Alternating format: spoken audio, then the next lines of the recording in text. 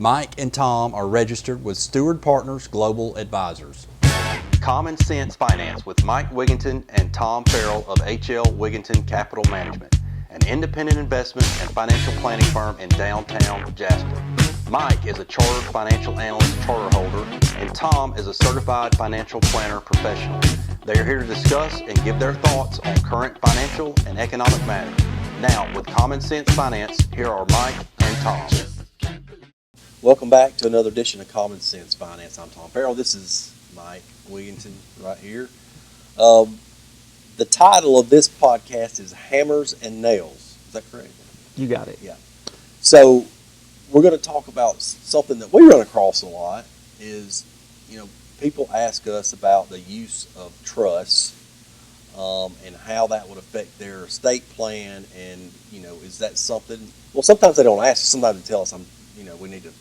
After the fact. After the fact, we've done a trust and we need to make arrangements for all this. So we want to talk a little bit about the use of trusts, where they may or may not make sense, and how they're kind of being, I don't want to say sold to people, but I guess that's the right term, how they're being pitched to people to use this for certain things. So, it's a pretty broad range of folks that are going to watch these podcasts, and some of our friends and acquaintances happen to be in the legal profession. So let me state a couple of things just so we're all on the same page. First of all, we're not lawyers. We don't practice law. We deal with clients' estate planning needs and their financial planning needs, and of course their asset management, the management of your stocks and bond portfolios and cash needs. But we're instrumental parts in the estate planning process, and estate planning's after, at death and after, and that's where things like trusts come into. So there is absolutely legitimate needs for trust that if you want to do what you have in mind, okay, that particular thing you want to do or that you want to accomplish, you're going to have a trust. Okay, nobody's disputing that. My heartburn comes in, as you alluded to, where, and it's, for whatever reason, it's like a flurry of this lately, how you better have a trust or you're going to have catastrophes, and the only way to avoid this or that or not have catastrophes, you better have a trust. And so I'm like, no, you heard what I said. And I didn't, the first person I heard put it like this was Thomas Sowell. There aren't any solutions, only trade-offs. And so my point with any professional in my life, medical, legal, tax, I want to talk about what the upside and the downside to any strategy is.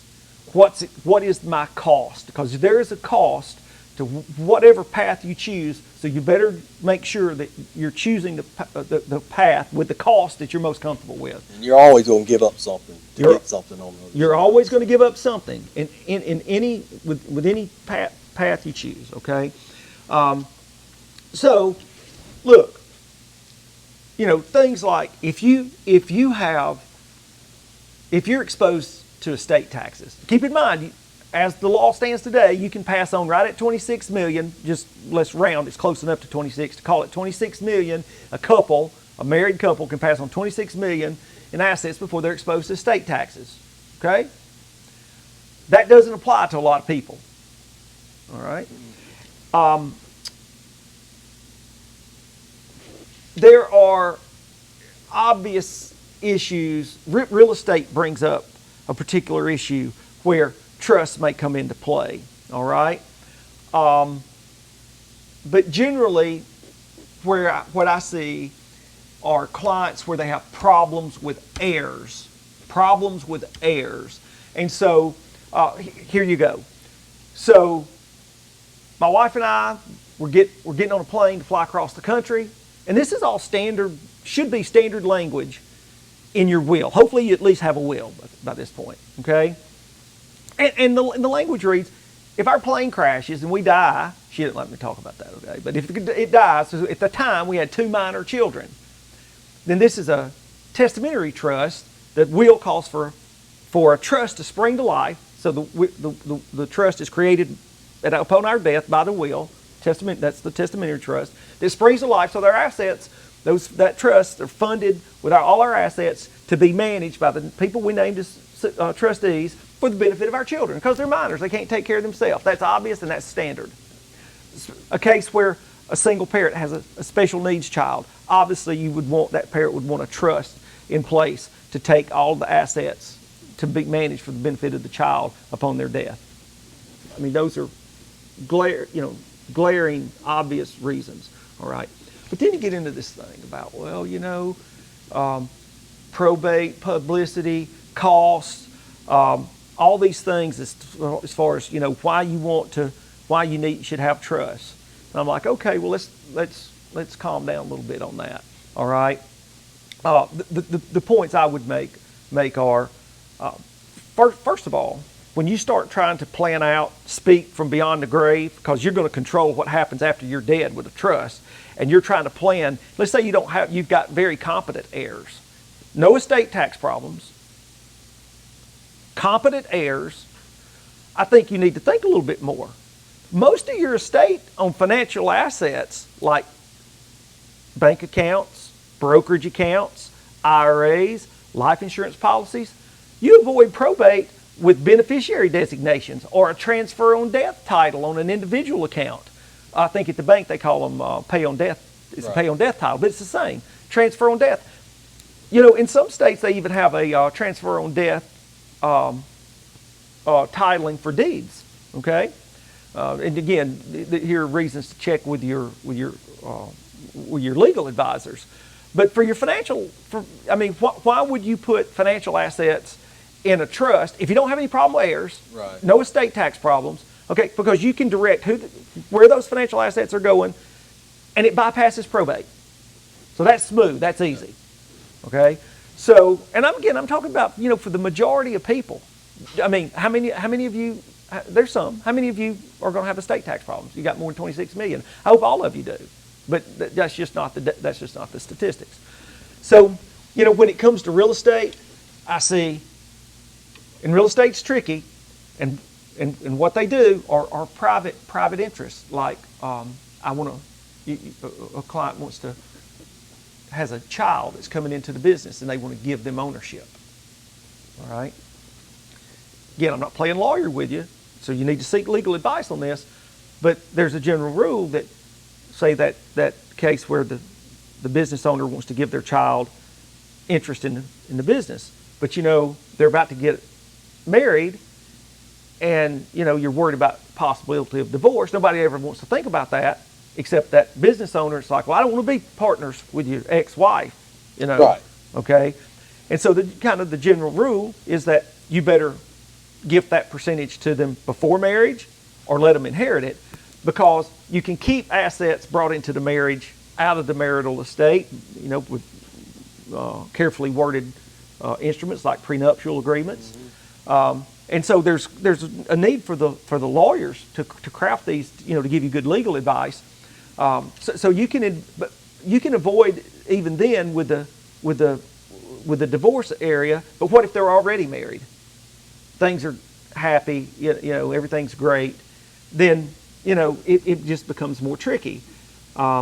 Even if your child, which obviously will be your heir, is competent. So you're getting into more complicated arrangements. Again, I've never said that there wasn't a need for trust. It's just you better be careful. And then when you start talking about irrevocable trust, and how many times that comes up when there is no estate tax problem, okay? And so you have no estate tax problem. You're talking about irrevocable trust. You're giving up control of the assets, and these people are still young. They're in their 60s. And I'm saying, hey, man, you got a 30-year horizon. You sure you need to give up control of this? And talking about, I don't know in terms of publicity, I mean, and every time somebody talks about that, they want to bring up Matthew Perry or Britney Spears or some celebrity type person. Not that Britney Spears is dead. Matthew Perry obviously died, and that's why he's in. But my point is that I don't think for the normal person, people don't really care enough about your business to take time. We're going down to the courthouse to start snooping around. They don't. I'm sorry, they don't care about that. So I'm not sure exactly how big a deal publicity is. To each their own, okay? maybe it is important to you, but again, and cost, everybody talks about the cost of probate. My question is, well, how much is that cost of probate? Are you throwing your lawyer fees in there? And do you have a slow, incompetent lawyer that's like dragging their feet because they're not as, gung-ho as they ought to be? And so, because legal fees, if you're adding that in there to drive probate, well, that's a whole other story altogether. So, need for good legal advice is crucial. Couldn't emphasize that enough. I agree. But getting a professional that will walk you through the pros and cons and the trade-offs. You're going to have this problem if you go this way. You're going to have that problem if you go that way. Which problem do you like better? And people need to know what is the effect on this? If I'd make this move now, 5-10 years from now, how's it going to affect my life if I change my mind or hey, my circumstances are much different than I thought they were going to be? Yeah. And you've done something that you can't undo. And would you agree that if you're sitting here at your young, tender age that you are, Thomas, and you're trying to look ahead 15 or 20 years, can't you say with a great deal of certainty at this point in your life that, yeah, things are going to be different than they are now? I'm going to have things come up that I didn't imagine. Absolutely. So it's hard.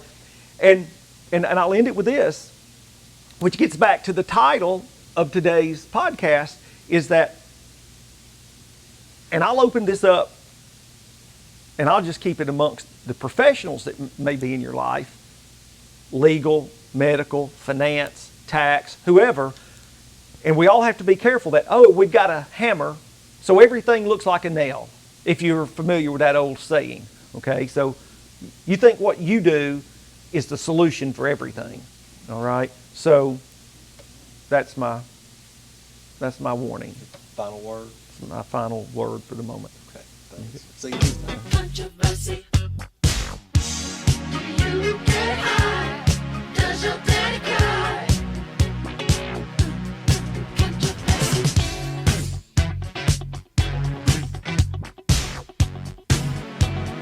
Controversy.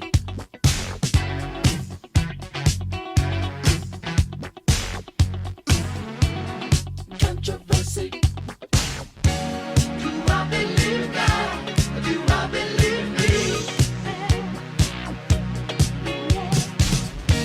Some people wanna die so they can be free. So life is just a game. We're all just the same.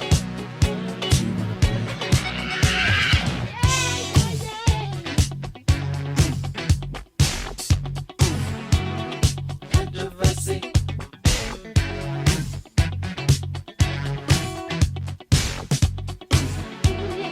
Controversy.